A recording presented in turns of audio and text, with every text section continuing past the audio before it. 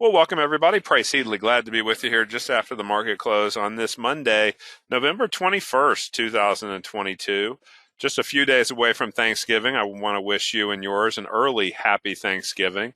And as you know, the day after Thanksgiving is called Black Friday, usually the busiest shopping day of the year as everybody gets geared up for the holiday season push. We want to have a special pre-Black Friday event here a few days ahead of that and say how you can learn not one but my top two credit spread strategies. One of them on a couple of big broader indexes and one of them on individual stocks. And so the strategy changes a little bit when you go from the indexes down to the individual stocks. We're going to share with you how that works in today's session. As I get things rolling, I just want to remind you that the information provided in today's presentation is based on our proprietary research and it's intended for illustrative purposes only. These should not be considered to be specific advisory recommendations here today. As you know, stock and options trading have large potential rewards, but also have large potential risk. We believe risk management is so critical. We're going to talk about how we manage risk with this special credit spread strategy on both of these techniques today. The past performance, as you know, of any trading system or method is not necessarily indicative of its future results. Do see our terms of use on our bigtrends.com homepage for more information here. Now, if you don't know me, I've been trading myself since graduating from Duke University. Got the trading bug there and started trading options pretty much right out of the gate at the start of the 90s. So now in my 23rd year. And bottom line is that 33rd year, I should say, 23rd year of Big Trends. I launched bigtrends.com in November of 1999, right as everybody was fearing Y2K and the new millennium. And everybody was thinking day trading was a path to wealth. I was saying, hey, there's big trends happening across multiple days, multiple weeks. This is not multiple years type of strategy. This is saying, look, stretch out from a day to more of a swing trade. So I've been a swing trading advocate for a long time. My big theme when I launched Big Trends was to focus on data, research, and having an edge that you can extract over a large sample of trades. Knowing no one trade, win or lose, is going to make or break you as long as you don't load your boat capital-wise. It's about following a slow, steady capital allocation approach. And I've been blessed to be honored in a number of ways, including in 2007 with the Traders Library Traders Hall of Fame Award, with a lot of other trading giants already in that Hall of Fame. I feel like I stood on a lot of shoulders of giants in my 33-year trading career to kind of get where I am. And I hope to do the same for you, to help give you some shortcuts to the thousands and tens of thousands of hours that I've invested in following the markets and mastering techniques that you can execute with consistency and with confidence. That's really what that consistent execution breeds, is a lot more confidence in your trading approach. Was also blessed soon after launching Big Trends in the first year, before the company's first year anniversary, September of 2000, I appeared in Barron's. I said, watch out below. I said, this is right before the Bush-Gore hanging Chad, went to the Supreme Court with the Florida recount and everything. And basically I said, it wasn't predicting that. I was predicting that people were way too bullish back then after the run of the 90s and the 80s, frankly. They'd kind of forgotten about the 87 crash and said, look, we need to get that shake out of this bullish sentiment.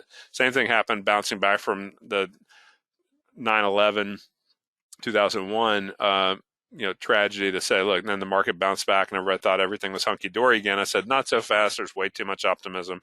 I'm usually not that bearish. Usually I'm more of a long-term bull, but in that window, it paid off to adjust your expectations and actually trade more of the downside. As you know, 2022 has been a downside year for a lot of folks. Our strategy that we're talking about today have still prospered in bear market environments. You just have to know how to adjust your strategy, whether the trend is bullish, bearish, or neutral.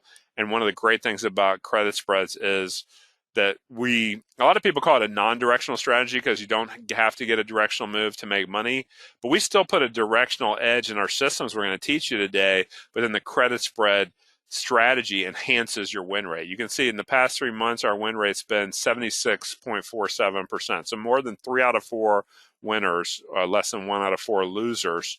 You still have to know how to manage those losers well, though, and not let them get away from you. So that's really important in any strategy, but particularly when we talk about credit spreads. So with individual stocks, we're going to share with you today a momentum-based trend-following strategy there. So that's those two kind of link up right there. Stocks on the individual stock side, it's momentum based, it's trend following. On the broader based stock market index ETFs short for exchange traded funds, but we focus on just a couple of them. We're going to use more of a reversal, mean reversion, trading range, classic overbought, oversold analysis on the broader indexes. So we're going to show you that. And then more importantly, we're going to show you how you can access my top 2 credit spread strategies for not just the remainder of this year, but for the bulk of the next year. Really take advantage of this, and even further, I believe, the way we've set it up, we give you extra value, extra bang for your buck when you lock in longer term subscriptions. So we'll get into that in just a little bit here as well. My philosophy always is education must come first. You have to educate yourself to know what you're doing in terms of taking money out of the markets, but also what you're doing to manage risk. So the one thing I do ask for as we get rolling here is ask for your full attention. I know that's a big thing these days to get anybody's full attention for even just a short window of time. But you know what I found? If you try to multitask and do other things while you're trying to soak this in, have it in the background, you're not going to, it actually will lower your IQ. It's proven that multitasking lowers your IQ, trying to do more than one focused thing at a time. So we want to boost your trading IQ. Get focused here, get comfortable, make notes, type in the chat box any questions you have. We're here to help and really just encourage you to focus here for just a short window here in this next hour. Is it really possible to win on over 75% of your trades, and more importantly, to do it consistently? And I would say yes. Actually, I would say absolutely yes. And let me show you how we did it. Knowing that, sure, past performance never guarantees future results, but the idea is that we're not going to target a huge gain. Okay, so that's one of the secrets of a high win rate, is that taking smaller gains is a lot easier to achieve than swinging for the fences and expecting that you're going to hit everyone out of the park. You're not with any aggressive options approach. You can still make a lot of money with aggressive options trading. I do it on a regular basis across my more high growth services, but this is actually flipping back to the goal of income. And I'd like you to, before I go more into the performance and then more into the strategies, I'd like first to know a little bit about your goals for the next year. If you think into, 2022 has been a rough year for a lot of folks, but the reality is it's been effective for us. You look at more than 3 out of 4 winners here, looking at the trades closed just in the last 3 months. But I want to know about what you're thinking about into the next year. Are you focused on a certain growth goal of growing your portfolio in a big way? Are you looking at just steady income? Are you looking at a high win rate? What is the first thing you think about when you think about what you want to achieve in 2023 in your trading portfolio? And we're talking options trading here. What is your number one thing on your mind for the next year? If I check back in with you at the end of next year or just over a year from now, what do you want to show that you've achieved? And you've got to have a goal focus to actually achieve anything, in my experience in life. Otherwise, as Yogi Berra would say, if you don't know where you're going, any road will get you there, right? We don't want to be in that kind of meandering, random, hope it works out, but not actually have a North Star that will actually carry us to a target, to a goal. That's how the brain works best. And right away, 2 of you, like almost instantaneously, said the exact same thing on your goal: steady income. Maybe I should rename the product Steady Income, because that's exactly what we're after here. It's not just income strategies, but steady, meaning consistent income. Steady also implying stable enough that you're not going to see a huge volatile bunch of Maalox moments, right? Maalox moments, sipping the Pepto-Bismol or the Maalox to calm your stomach. We don't want that, right? We want to know that we can follow this strategy with consistency, with clarity, and with confidence, with that steady income as the goal. So thank you for that feedback. And another one, you said consistent steady income. Couldn't be more clear on what the top goal is across this group here today. And I share that is always something I want to have, is frankly a foundational bedrock of my options trading portfolio, is that high win rate, steady income. I'm not going to hit it out of the park, but I'm going to get on base a lot. There's a lot of baseball teams that win by putting a lot of men on base, whether they get on by a walk, whether they get on by a single, whether they keep just kind of advancing each other along slowly but steadily. The movie Moneyball, if you didn't see Moneyball, I encourage you to watch it. It's a great one with Brad Pitt and Jonah Hill, where they're talking about running the data, the metrics on not flashy players, but players that got on base a lot and helped the A's win the divisional title with a team that shouldn't have been competing against the Yankees and the other big spenders of the day, right? So it's about getting that edge without having to necessarily spend a lot for that edge. So and some occasional bigger gains, Dave says, would be nice too. Okay, I'm a fan of that too, but that's where you can layer in things on the big trends portfolios as you go over time. But two different strategies. You can see 76.5% win rate over the last 90 days. More importantly, speaking of what kind of gain potential are we talking about that Dave alludes to, in the last 90 days, if you were putting in up to but no more than $10,000 per trade, you'd be up $9,690. I know that's a lot for some folks. Some folks can do that easily. Other folks need a little bit more of a slow, steady build. You can trade this with a lot less. In fact, I tell a lot of clients, hey, start with as little as $1,000 of risk capital per trade. If you did that, up to $1,000 of risk capital a trade, you'd still be up almost $1,969, adding up all gains and losers before commissions over the last 90 days. And you say, well, that's not a ton. You say, well, if you're only putting in $1,000 a trade and you're making $1,000 overall, you could still be doing this with a very small account and saying, hey, even if you're trading as little as a $5,000 account, you'd be up almost 20% in 90 days. You do that 4 times a year over each quarter, you'd be up 80%, not counting compounding, right? That, of course, can't be projected in the future, the exact number of gain or loss that you could experience on any given window that you look at. We know the results are going to vary, but our job becomes to control the risk while looking at winning on 3 out of 4 trades and figure out when that 1 out of 4, sometimes 1 out of 5, that zone of 75 to 80% winners, and saying, okay, that 1 out of 4 or 1 out of 5 that doesn't fire, let's not let it kill us. It can ding us a little bit, but let's not give up too much. The beauty of this strategy is that you get paid up front, kind of like the insurance company, right? When you insure your house or your car, you send the insurance company money in the form of a premium every 6 months, it seems like these days, sometimes every year, sometimes every quarter. But the idea is that, if you're sending the insurance company money up front and nothing's happened to your house or car, they're getting paid up front for taking that risk in case something bad happens to the asset, to your car, to your home, to your valuable that you're insuring, right? So the idea here is that it's like you're buying the option in the form of paying for insurance. The insurance company is selling the option, and their objective is that they get enough premiums that for the occasional loss, they can more than cover it. And how do you think they build these huge headquarters and have all these billions of reserves? Because they know what they're doing, right? They know what's a good policy to sell, or if it's a riskier policy to get more premium for it. So the key here is that, okay, we know that the future is going to vary in results versus the past, but we have a lot of confidence that we can follow these systematic approaches. This is not how I feel when I woke up out of bed this morning saying, I feel bullish, I feel bearish. It's nothing. It's the exact opposite of that, actually. I actually told one of my associates when I brought in JP Uli some 8 years ago as one of my key research analysts who's helped me design a lot of this stuff. And I told him when he came in, I said, if I ever tell you not to follow a system, you know that that's not the case. That basically, the system says sell and I'm saying buy. Follow the system, sell. Don't follow what my opinion is, because the system drives the trade. Sure, I've used my input and my team's input to create these systems, but once those are in place, our job is all about execution.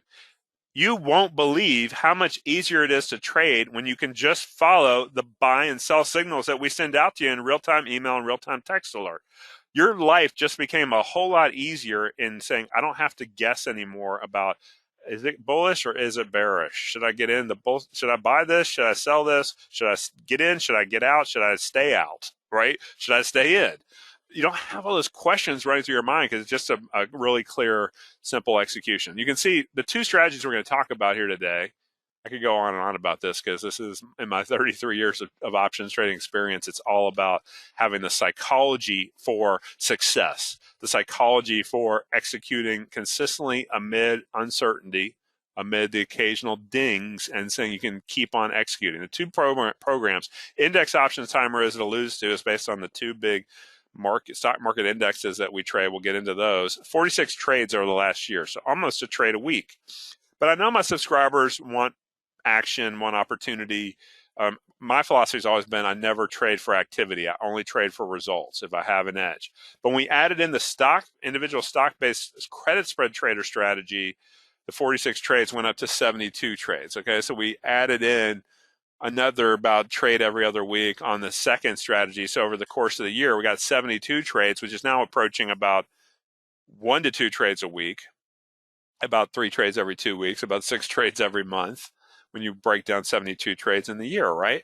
So some are going to be busier, some are going to be less busy. It's about only trading when the opportunity is there. Now, let me talk about credit spreads and the philosophy of why we do this strategy with a couple of just generic examples, and we'll get into some specifics, meaningful specifics here in just a few minutes. But first of all, if you're bullish on an underlying stock or market, most people think, well, then I should buy a call if I'm bullish, right? You're going to flip this whole attitude around and say, we're not going to buy calls anymore. Say the stock in this example is at 47 bucks. So 47 bucks here, you see if you draw from 47 on up here, that basically that's 47. That's where we're starting. Most people, if they're going to end up buying a call, they need to see it doing one of these where it's going to dotted line go up, right? And that's one scenario where we get paid in this strategy. Instead of buying a call, we're going to sell one put. In this case, we're showing a 45 put that's sold, and then we're going to buy another put below that option that we sold. So the strike price dropped in this case to 40. These days, more and more, we do a lot of 1-point spreads. But the principles are still about the same in terms of the amount of money you can make relative to a given amount of risk. So in this example, for every one of these contracts that we would do, we're showing you that you could take in $200 of premium. That'd be quoted as typically a $2 premium, but times 100 shares, it would be a $200 collection. And on a 5-point spread from 45 down to 40, you'd be risking 500 points, but you collected 200. So your worst case risk in this example is minus 300. And you say, why would you ever do a strategy where you could lose more than you could make in the best and worst case examples? Best case, you make 200. Worst case in this example, you lose 300 if it drops to 40 or less. The reason is because we can manage this trade and hop out before, and that our win rate is high enough that, look, if I'm winning even 3 times and I'm winning $200 3 out of 4 times, I'm winning $600. And then even if the worst case happens on the 4th time, then I'm losing 300. 600 minus 300, I'd be up $300 over 4 trades, which would be $75 per trade average gain. Okay, that's not a home run by any means, but the idea is that if you can start putting that positive expectancy into your trading plan, then you can start executing with confidence, saying occasionally we get dinged. Of course, we expect to get dinged by about half of that. Our usual maximum loss we target is about a 50% of our maximum, half of our maximum risk. So minus 50 instead of a minus 100.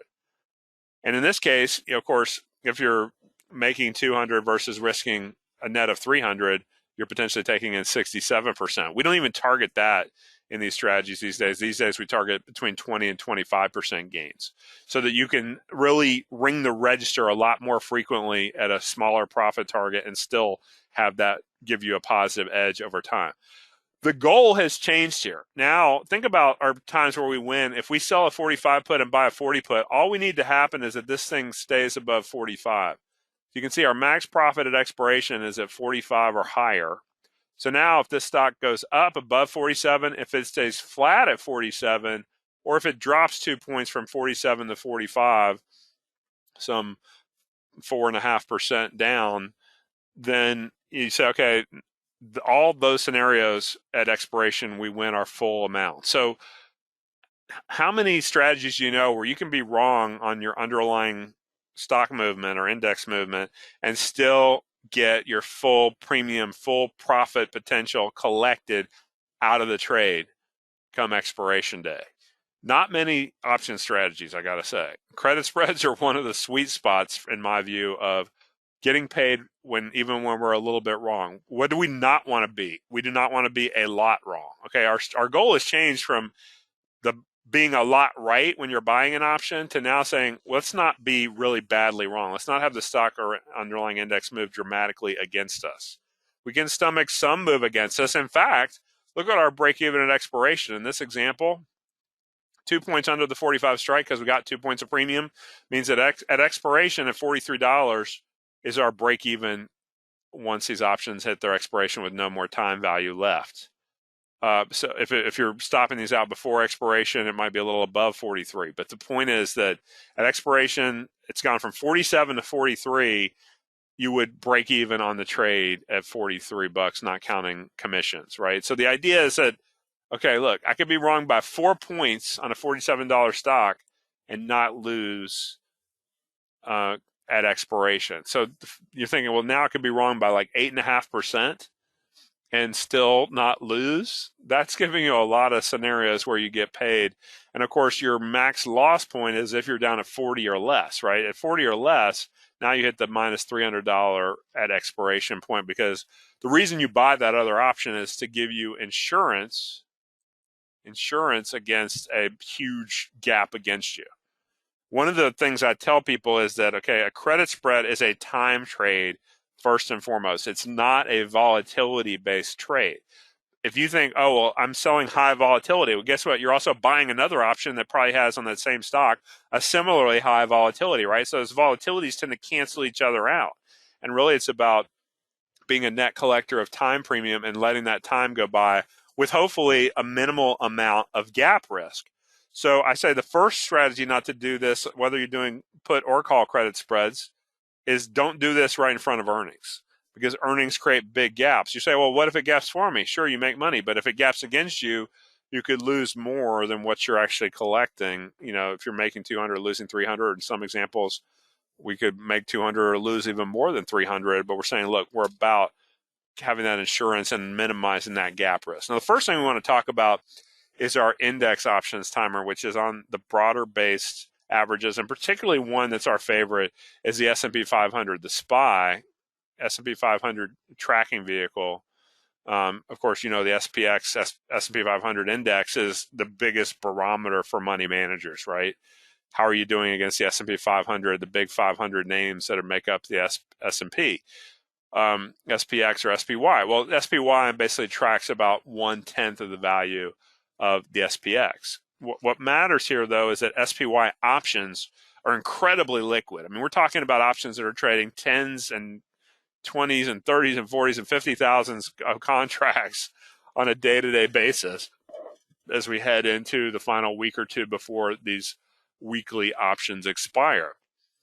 Weekly options are a really powerful tool to create leverage on options that can expire every single Friday, or in some cases with SPY, they now even have Monday and Wednesday expirations in addition to Friday. So you're talking about incredible depth of liquidity and activity, but also incredible variety of choices. If it's a Wednesday and I'm looking out into maybe next Friday has some kind of jobs data or something, well, maybe I want to be out before then. I could trade the next Wednesday options instead of the next Friday options with SPY. And the same thing with our other vehicle we track, the IWM, which is the Russell 2000. So these are the two and only two vehicles we track and trade for our index options timer portfolio. Now, what are we looking at on this chart? On this chart, what we've got is we got a 30-minute chart. These are pulled out of TradeStation, but you can use any platform as long as you can just execute the trades that we call out for you when we call them out.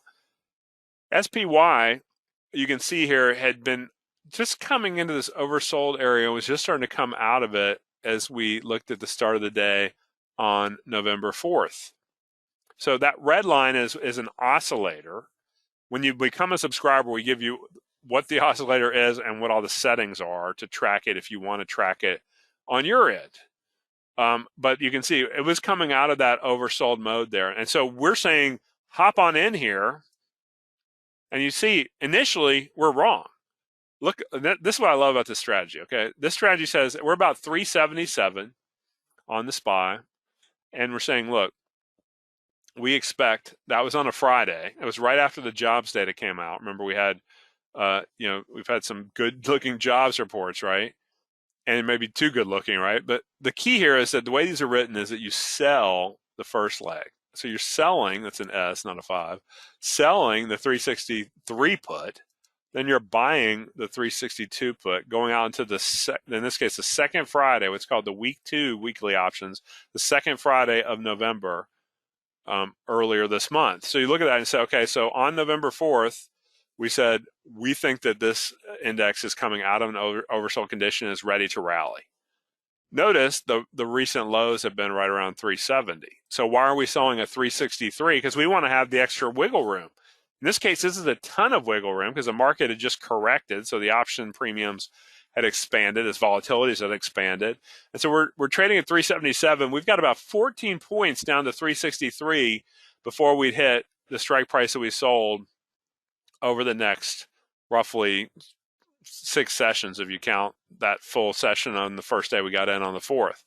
So you look at that and you say, okay, we're not going to be in that long, as you can see in retrospect. Even though we're wrong initially and it backs off near 371 later that day, you're saying, okay, that wasn't a great entry in retrospect. But what we said is that our data says once things are this oversold on the index, they tend to grind back the other direction to overbought. Now notice this one shot up. Of course, we had right ahead of the midterm elections, which, as you know, were the evening of November the 8th, that Tuesday night.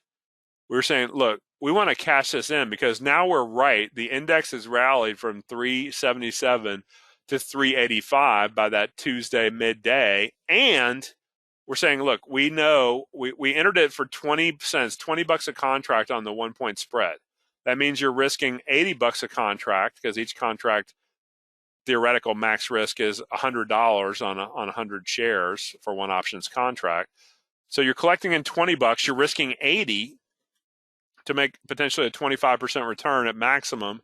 And we go ahead and close it out right before the midterm elections come in because we say, look, we don't want to be susceptible to some election midterm surprise, right? As we know, it turned out that the midterms basically created what everybody on Wall Street loves to see, which is gridlock, which is this divided Congress and basically with Congress and our president all kind of on different sides of the aisle. That means probably less gets done in a legislative sense, and that actually is something that Wall Street prefers to too much getting passed through and the risk of higher taxes and stuff hopefully coming off the table comparatively. So the point is, look, we took it out early and said, buy this spread back in. So we sold the 363, we'll then buy it back and then sell out of the other one for a net of 4 cents, $4 a contract. So we collected 20, we bought it back for 4. We pocketed thus a 20% profit. That was $16 times, in this case, we would have done it on about 12 contracts on $1,000 of risk capital at maximum. And you say, okay, so if you make $16 12 times, you're up somewhere in the neighborhood of what's that, $190 or so. And you say, okay, and you got to factor your commissions out where maybe you're back to maybe $180 because your commission should not be more than $1 a contract and might be as low as half a dollar a contract. You should not be paying any ticket charge anymore. If you are, you need to change brokers if they won't change that to 0 ticket charge. It's never been a better time in my 33 years of options trading experience to trade options off the floor. It's a phenomenal opportunity. You get to keep the vast majority of what you earn. Now, okay, 20% profit is not going to send most people running for glee out in the streets, right? But if you're doing that with consistency on a regular week-to-week basis and controlling your risk, then you're going to be, I think, pretty excited about the stacking potential of these steady profits with a high win rate system or systems like this. Now let's look at an individual stock system, which is going to change. The system changes here from a overbought, oversold market to a trend following market. Here's one we did recently, earlier in November, on Caterpillar on the bull side. We've got a couple of different bands happening here. We've got that green line, which is tracking the recent trend in prices. And we've got another one that I developed a number of years ago here in purple that's looking at, okay, when we can get outside of that upper band, that gives a chance for more speed of movement. So you can actually see that this, and you get all these settings when you get signed up, but this was giving us another signal that the cat breaking not only to new highs, but breaking above that upper kind of pinkish color band to go with the green breakout to new highs with the green line above that pink line. Those are all saying that we've got another chance to have another one of these like we just recently had the week before. And you see that's exactly what happened over the next week. It didn't go up a ton, but it went up steadily. And this one with Caterpillar being a $220, $230 stock actually around the time we put it in. Remember what we did? We said we sell the first leg. So we sold a 220 put.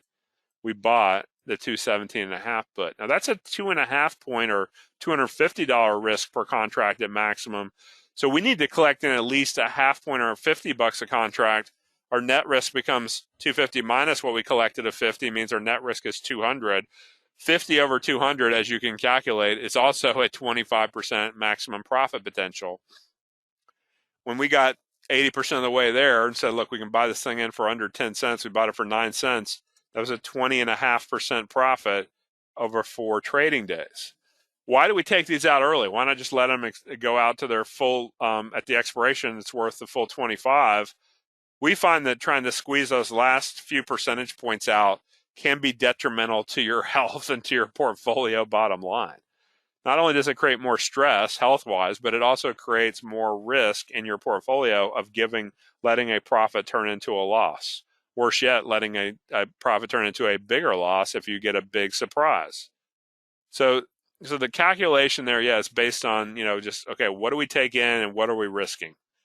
And so it's all about saying, okay, and by the way, we never get cute with these. We always sell the same number of contracts we buy, and we buy the same contracts we sell to protect ourselves. We don't try to do ratios where we sell more than we buy or buy more than we sell. We don't try to flip something around from a credit spread into a straight purchase. We're not playing those kind of games. The play here is steady, consistent income. Don't try to confuse yourself and say you're such a master trader that you can go from being a credit spread trader to a out of the money options buyer to a this and that kind of adjustment, and say I can just keep adjusting my way even on a losing trade into an eventual winning position. That is usually throwing good money after bad. We don't want to play that game. We do want to also recognize that losses are going to occur. So I want to talk about losses today. I don't want to just gloss over them. I want to say you've got to have a game plan to say, hold on, you took a 54% loss on this trade on Netflix. Obviously, Netflix one that it's got a little more volatility to it. This is in a prior period where you see it was a 5-point spread. Notice on a 5-point spread, that would be a $500 risk, which means that, again, we got to raise our expectations and take in at least $100 on a 1-point premium collected. That's times 100 shares. That's $100 collected. So the net risk is 500 minus our 100 upfront collection, means a net risk of 400. If you're risking a maximum of $1,000, you can only do 2 contracts at $100 a piece. You take in $200, you'd be risking $800. Okay. What's your return potential? 200 on 800, 25% return potential. And you say, hold on, but I could lose $800 on this trade.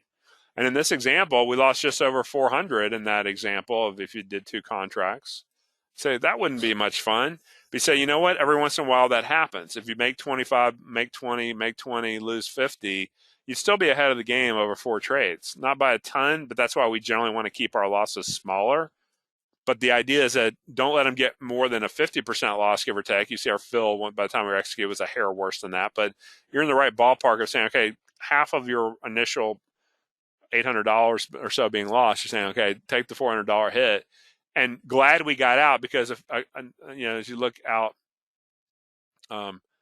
further, you can see that you've got the risk of losing your full investment if it closes at $5.95 or less at that expiration date. So don't want to get stuck in a losing trade. If it's not working, we have plans to tell you to hop out and go ahead and cut the bag holding mentality and say, look, we're going to blow it out quickly, move on to something fresh. If you're looking for a neutral to bearish example, remember, if you're bearish, you can still win being neutral, even slightly wrong if it goes up a little bit.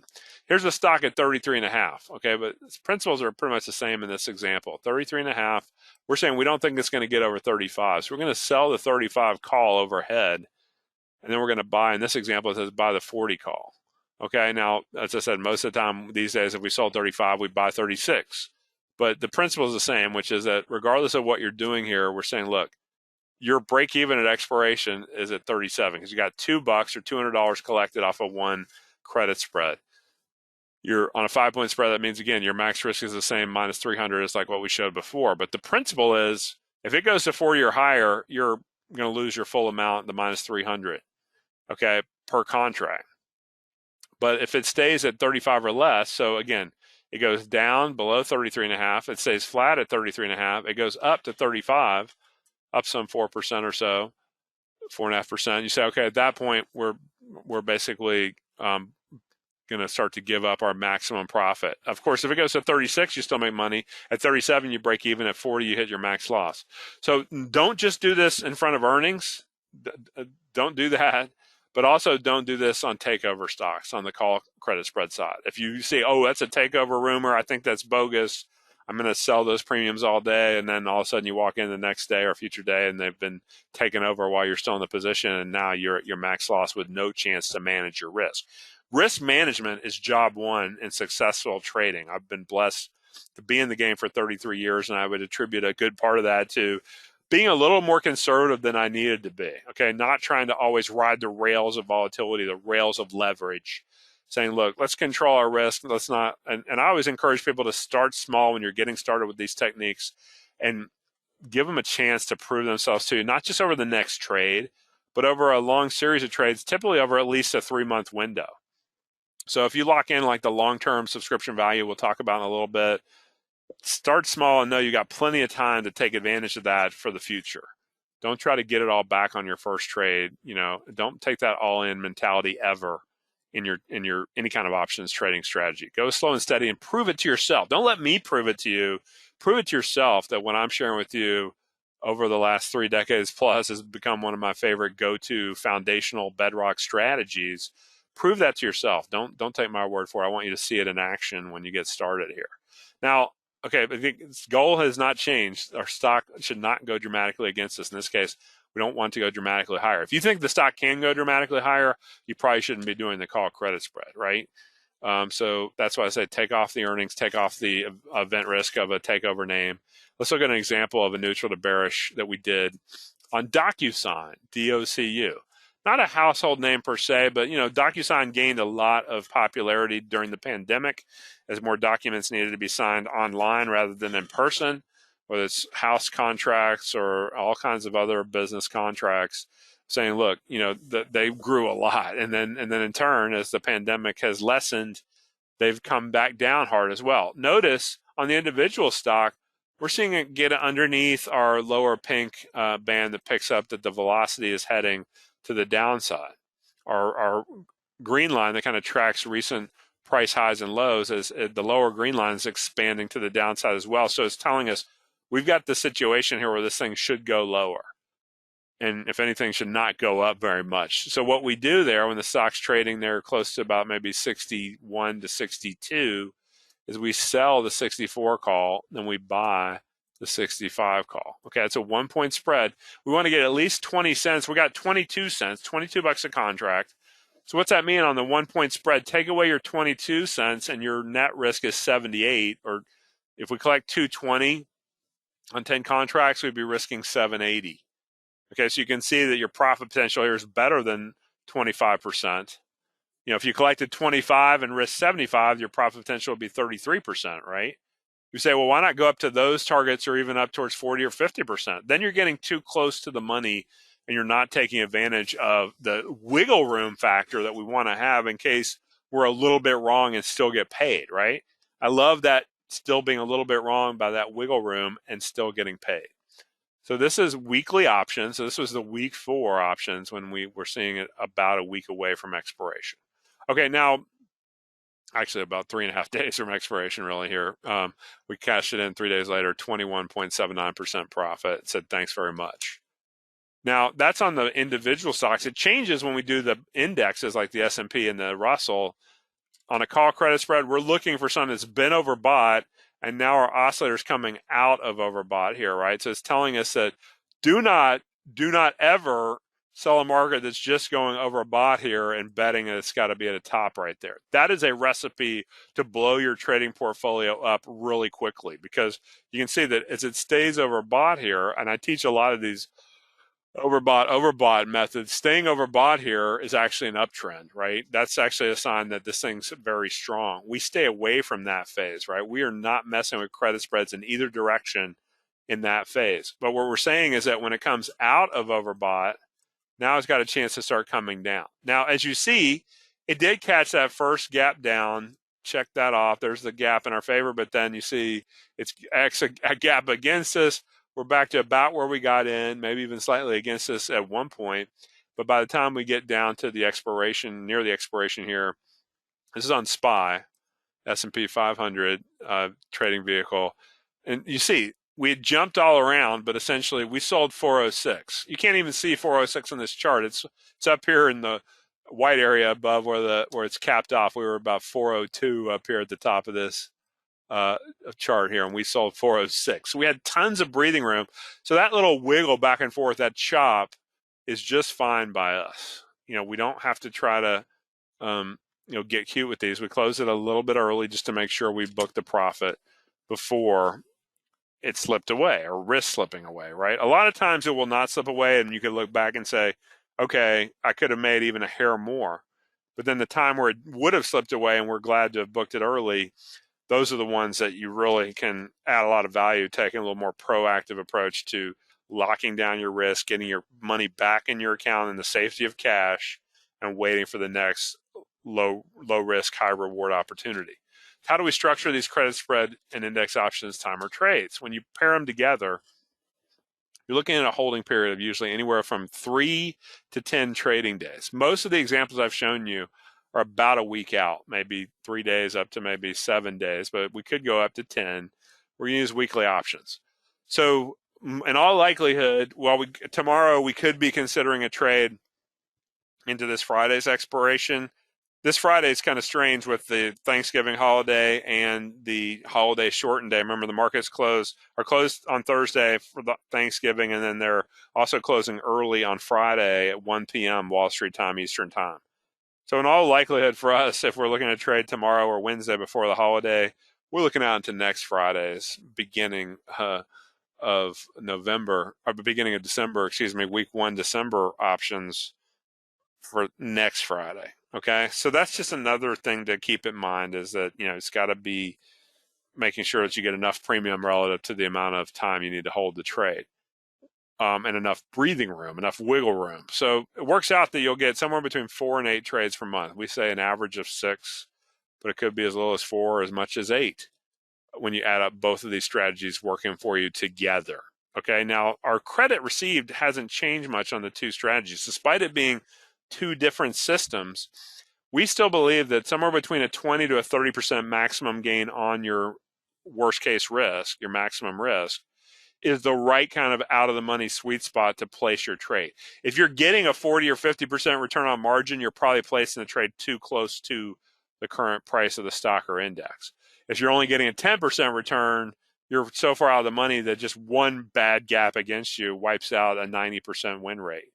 With 1 out of 10 that crashes against you, right? If you make 9 times and then you lose 100%, you're actually negative over those 10 trades, even with a 90% win rate.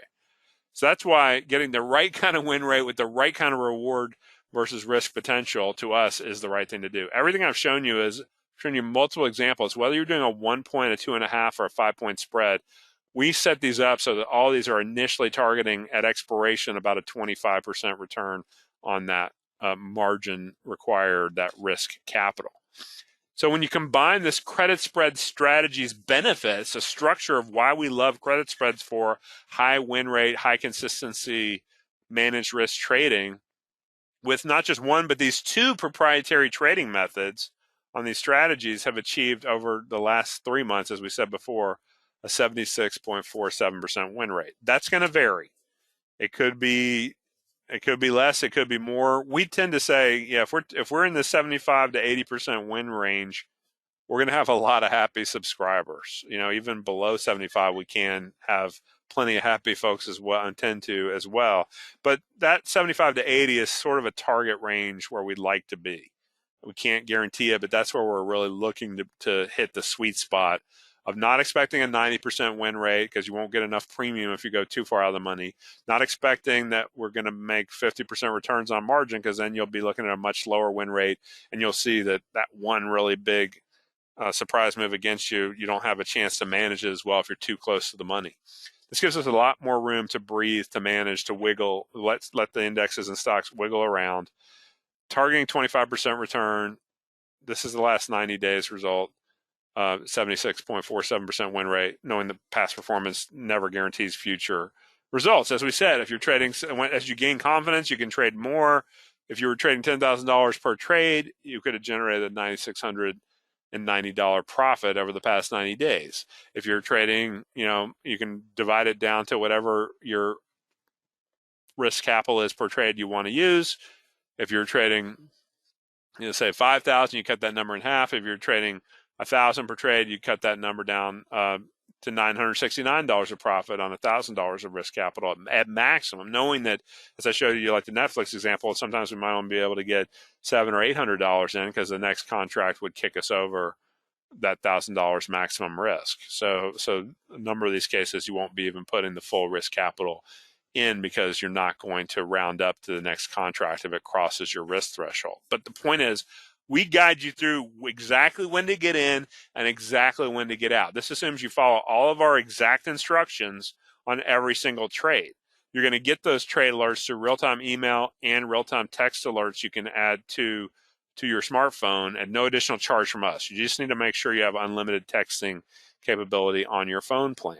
You collect this credit up front. You benefit from the many different ways you can win scenario of credit spreads while managing your risk.